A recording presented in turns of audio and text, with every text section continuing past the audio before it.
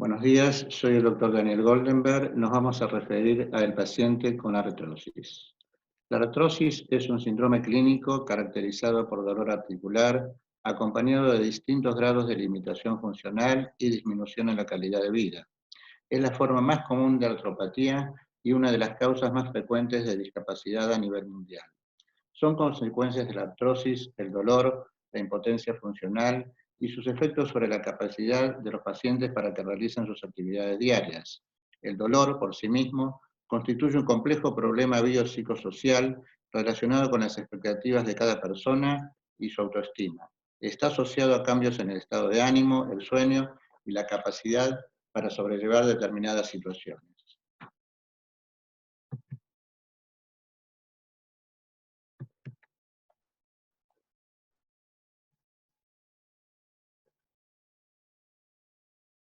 La artrosis es una enfermedad articular progresiva producida por una falla en la reparación del cartílago articular normal ante injurias mecánicas, macro o microtrauma repetido. Menos comúnmente se produce por la falla de un cartílago defectuoso ante la carga articular normal.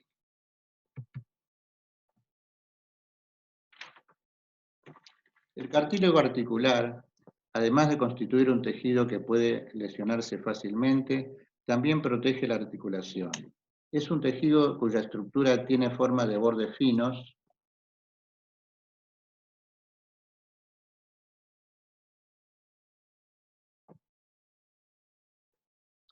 en los extremos de dos huesos opuestos. Está lubricado por líquido sinovial, por lo que ambos huesos están en contacto con una superficie deslizable. La compresibilidad descrita como coriácea del cartílago en comparación con la del hueso adyacente permiten que la articulación pueda absorber el impacto, impidiendo o amortiguando la lesión articular. El líquido sinovial es producido por fibroblastos a través de la lubricina, una glicoproteína. A su vez, otros factores que amortiguan el impacto son la cápsula articular, los tendones y músculos. En cuanto al impacto en la población, es la causa más importante de trastornos de motilidad en ancianos. Se asocia con aumento de la mortalidad en comparación con la población general. Las articulaciones periféricas más habitualmente afectadas son rodillas, caderas, interfalángicas proximales y distales de las manos y la metatarsofalángica. A nivel de la columna, la más afectada es la cervical y luego la columna lumbar, fundamentalmente inferior.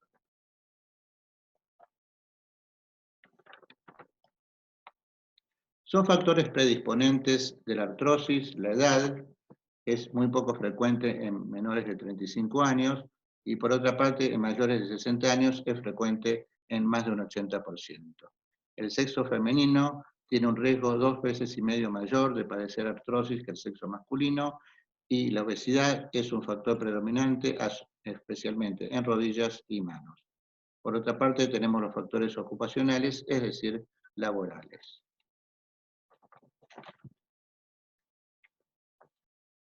La articulación tiene una vulnerabilidad local de su entorno y hay factores generalizados que afectan esta vulnerabilidad.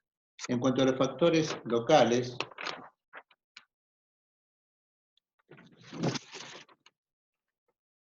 los músculos son elementos protectores de la articulación, la cápsula y ligamentos, y las fibras aferentes sensitivas y el hueso subyacente. Los ligamentos y tendones contienen fibras aferentes sensitivas con varoreceptores, y estos son activados por el movimiento de la articulación, enviando señales de retroalimentación a la médula espinal, músculos y tendones. La debilidad de los músculos que apoyan a la articulación constituye un factor de riesgo. La mayor densidad ósea es un factor de riesgo local por la falta o disminución de la compresividad del hueso adyacente. Por otra parte, la osteoporosis predispone a la progresión de la artrosis, especialmente en rodillas y manos. Cambios anatómicos en las articulaciones dan lugar a que las cargas que soportan no se distribuyan de manera uniforme en la superficie articular o aumente la sobrecarga en puntos focales precisos.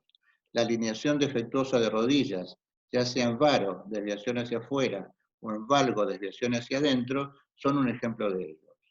Daños previos tales como fracturas o secuelas de meniscectomía son también factores locales.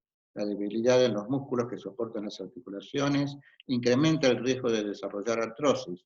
Asimismo, en la artrosis de rodilla hay una disminución en la propiocepción de los estímulos.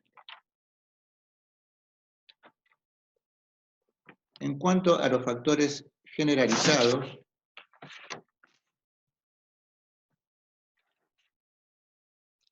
el envejecimiento constituye un factor de riesgo importante. A mayor edad hay mayor prevalencia e incidencia. El envejecimiento intensifica la vulnerabilidad de la articulación. El cartílago, que inicialmente sintetiza su matriz por estímulo de las cargas, deja de hacerlo, se adelgaza y tiene un mayor riesgo de lesionarse. En más de la mitad de los mayores de 70 años se observan signos radiológicos de artrosis, especialmente a nivel de las manos. Las mujeres en la posmenopausia tienen mayor prevalencia de desarrollar artrosis, probablemente por factores hormonales. En cuanto a factores étnicos, en la población asiática, especialmente China, predomina la artrosis de rodilla, mientras que en el hemisferio occidental predomina la artrosis de cadera. En cuanto al peso, un aumento del mismo constituye un exceso de carga para la articulación, en especial para las rodillas y en menos grado para las caderas. En las mujeres, la relación sobre peso y artrosis es lineal. Entonces tenemos los factores locales, daño previo, meniscectomía, debilidad en los músculos, mayor densidad ósea, alineación defectuosa, deficiencia de fibras propioceptivas. Factores generalizados, envejecimiento, sexo femenino, factores étnicos, susceptibilidad genética y el sobrepeso.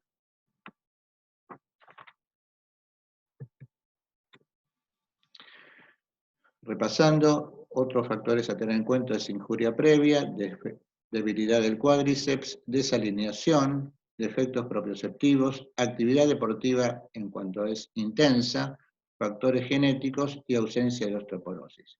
La ausencia de osteoporosis predispone a la artrosis, pero a su vez la osteoporosis lleva a una progresión más adelante de la misma. En cuanto a las características clínicas, el dolor se produce predominantemente durante el ejercicio. La rigidez es típicamente matinal, dura menos de media hora, y existe una sensación de inestabilidad articular. Al examen físico hay dolor palpatorio, crepitación, engrosamiento óseo de partes blandas y signos de sinovitis, derrame articular y calor local. La artrosis de mano tiene un mejor pronóstico que la de rodillas o caderas. Luego de algunos años, las lesiones interfalángicas pueden ser menos sintomáticas, aunque persiste tumefacción de las articulaciones interfalángicas distales o proximales, denominadas nódulos de Everden o de Bouchard, respectivamente. El compromiso del pulgar tiene una evolución peor, debido a la pérdida de la maniobra de oposición del pulgar o función de pinza. El pulgar pierde la función de flexión en el metacarpo y se encuentra en abducción. Hay una subluxación radial. Esto es el 50% de la función del pulgar. La articulación afectada es la trapecio metacarpiana y la artrosis del pulgar se denomina risartrosis.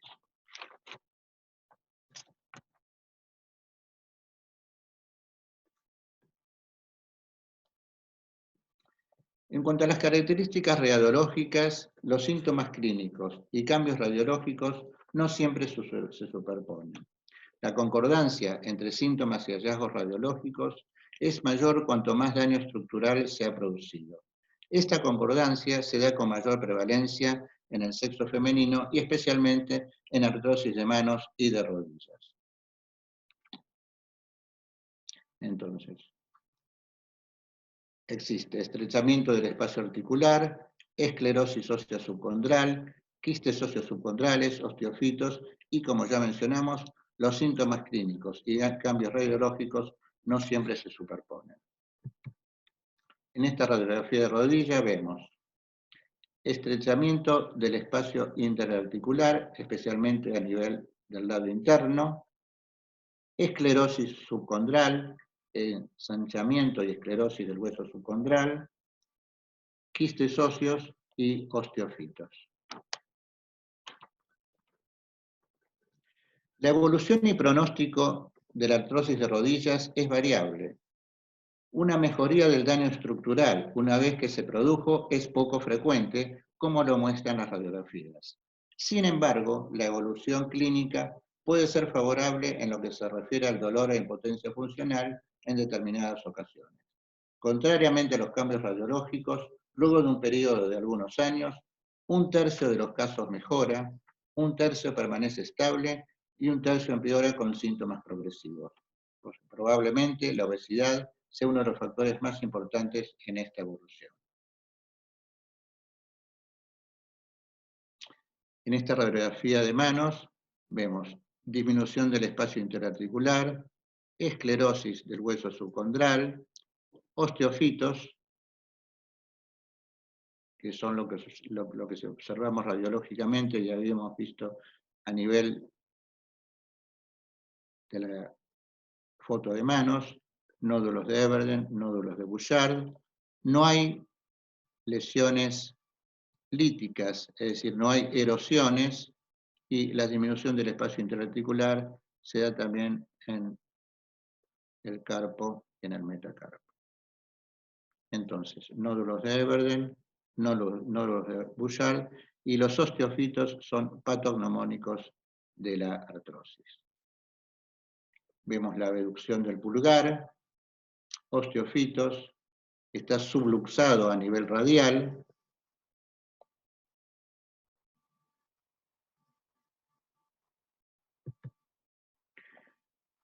¿Cómo se compone el cartílago articular? Fundamentalmente hay células dispersas, que son los condrocitos, y la matriz extracelular está compuesta un 80% por agua, y luego por colágeno, principalmente tipo 2, proteoglicanos y otras proteínas. Los condrocitos son responsables de la síntesis de proteoglicanos y colágeno. Una pequeña parte de la matriz tiene recambio rápido, que se denomina remodelación, por medio de enzimas degradativas, principalmente metaloproteinasas.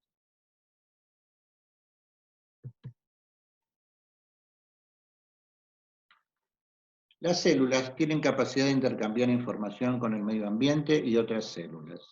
Esta comunicación se produce a través de señales, que pueden ser endócrinas, a través de hormonas, del sistema nervioso, a través de neurotransmisores, y en la comunicación paracrina, que es característica de los condrocitos, se produce entre células que se encuentran relativamente cercanas, sin que sea necesaria un estrecho contacto. Los mensajes son péptidos, citoquinas, factor de crecimiento y otros más.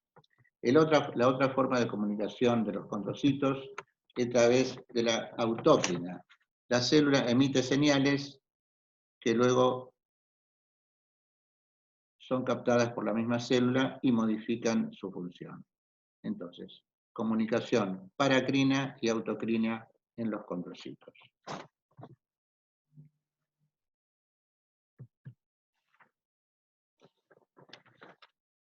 Los condrocitos son células del tejido avascular que sintetizan todos los elementos de la matriz. Las citoquinas y factor de crecimiento modulan esta síntesis a través de una retroalimentación autócrina y paracrina, como dijimos. Asimismo, los condrocitos producen enzimas que degradan la matriz, proteinasas. La síntesis de la matriz y su catabolismo están en equilibrio dinámico. El factor de crecimiento estimula el anabolismo, mientras que las citoquinas y la interleuquina 1 tienen un efecto transcriptivo en los condrocitos, estimulan la producción de proteinasas y suprimen la síntesis de la matriz del colágeno. El factor de necrosis tumoral tiene una función similar.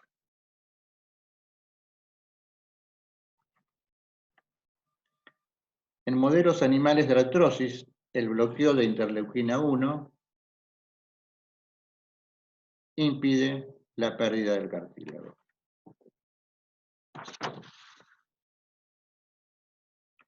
En las fases iniciales de la respuesta de la matriz a las cargas, el efecto neto de estimulación de citoquinas es la remodelación de la matriz. Pero en definitiva, el exceso de interleuquina 1 desencadena un proceso de degradación.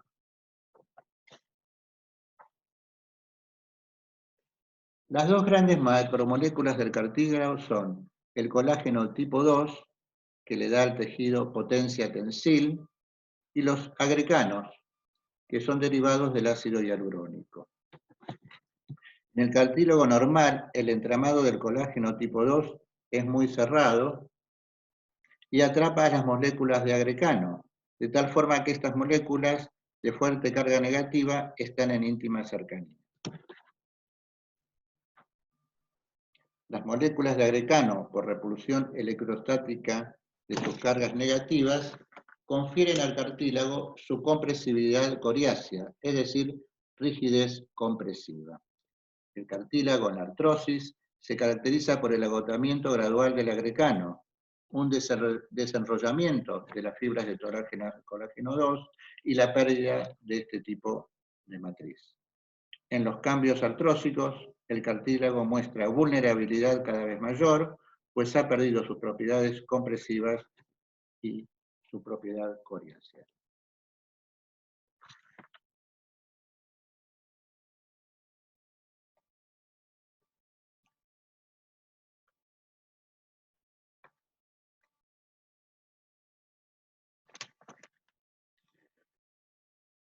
El óxido nítrico es estimulado por citoquinas y por factor de necrosis tumoral y tiene una acción fundamentalmente catabólica en el metabolismo de la matriz. A su vez, funciona como parte de la actividad autócrina, que es liberado por el condrocito y a su vez actúa sobre el mismo condrocito produciendo estos cambios.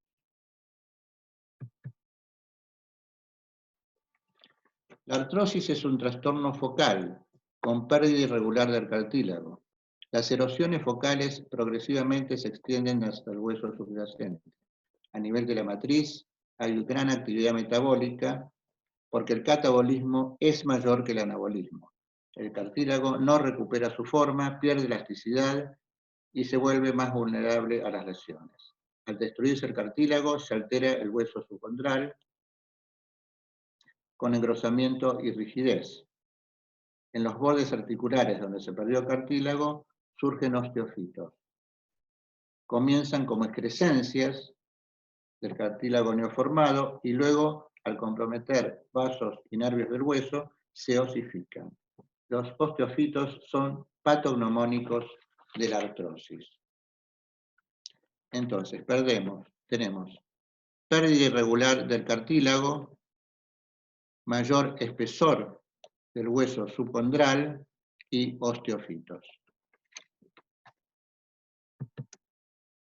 Las consecuencias son reemplazo de cartílago hialino por cartílago fibroso, promoción de la neoformación ósea, hueso subcondral y osteofitos, degradación de la matriz extracelular, sinovitis crónica focal. La artrosis se caracteriza por erosión focal del cartílago, remodelación del hueso subyacente y osteofitos.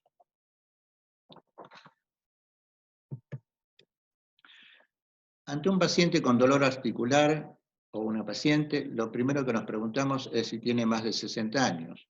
En ese caso pensamos en primer lugar en artrosis y luego en otras causas. Frecuencia es mayor la artrosis que otras patologías. Si tiene menos de 60 años, pensamos también en otras patologías, gota o artropatías autoinmunes. Entonces la frecuencia va de mayor a menor a favor de la artrosis. En este algoritmo vemos que ante el dolor osteoarticular nos preguntamos cuál es la historia de exploración reumatológica, si es el problema articular, si es agudo o crónico, si hay inflamación y cuántas articulaciones están afectadas. Nos preguntamos si es articular, si no es articular, seguimos y nos preguntamos si persisten las molestias más de 6 semanas. Si no persisten, estamos ante un proceso agudo, si persisten, ante un proceso crónico. Luego nos preguntamos si existe inflamación, si hay rigidez matinal prolongada, es decir, más de media hora, si hay tumefacción de tejidos blancos e inflamación, si hay síntomas generalizados, tales como fiebre o descenso de peso, o si hay elevación de biomarcadores, tales como la eritrosedimentación o la proteína C reactiva. Si la respuesta es sí, estamos ante una artritis inflamatoria crónica que es más compatible con artropatías autoinmunes como la artritis reumatoidea. Si la respuesta es no, estamos ante una artritis no inflamatoria crónica. Nos preguntamos si están afectadas las articulaciones interfalángicas distales y proximales, las caderas y rodillas. Si la respuesta es no, estamos ante otra patología. Si la respuesta es sí, estamos muy probablemente ante un caso de artrosis. El tratamiento farmacológico de la artrosis se realiza a través de los analgésicos antiinflamatorios no esteroides. El paracetamol tiene una dosis usual de 500 miligramos cada 4 a 6 horas y una dosis máxima de 3.000 miligramos día. En cuanto a las características, es efectivo en el dolor con o sin inflamación. Tiene bajo riesgo de complicaciones gastrointestinales, puede causar hepatotoxicidad a dosis altas, no altera la agregación plaquetaria y hay que evitar una dosis mayor a 2 gramos día en ancianos y en pacientes con riesgo de hepatotoxicidad, por ejemplo, en casos de alcoholismo. En cuanto a la aspirina, la dosis usual es de 325 a 500 miligramos cada 4 a 6 horas, la dosis máxima es 2 gramos y medio por día. Y en cuanto a características, no se utiliza con frecuencia en el tratamiento de dolor crónico e inflamación. Su absorción es rápida y la vida media de 4 horas. A dosis altas la eliminación es más lenta por saturación de las enzimas hepáticas e inhibe la agregación plaquetaria. En cuanto al naproxeno, la dosis usual es de 250 a 500 miligramos cada 12 horas, y la dosis máxima es de 1.200 miligramos día en el tratamiento agudo y 1.000 miligramos día en tratamiento crónico. Es de elección en el dolor agudo o crónico. Dosis altas tienen en tratamiento crónico menos efectos secundarios cardiovasculares que otros AINES, tales como hipertensión o insuficiencia cardíaca. Es de absorción e inicio de acción rápida y su vida media es de 12 horas. Es una droga de elección en el tratamiento de la artrosis. El ibuprofeno se utiliza en una dosis usual de 400 miligramos cada 4 a 6 horas y la dosis máxima diaria es 3.200 miligramos en tratamiento agudo y 2.400 miligramos en tratamiento crónico. Las características son buena tolerancia gastrointestinal, se absorbe rápido y una dosis de 400 miligramos es comparable a 650 miligramos de paracetamol o de aspirina. Es también una droga de elección en la artrosis. La artrosis afecta predominantemente a la población mayor, es decir, anciana, y frecuentemente coexiste con otras condiciones asociadas, tales como obesidad, enfermedades cardiovasculares y diabetes, así como trastornos sensitivos, tales como disminución de la visión o audición, problemas psicosociales, ansiedad, depresión y soledad. Por ello, su evolución y pronóstico dependen de un enfoque integral que contemple tanto estas comorbilidades como la enfermedad articular. Muchas gracias.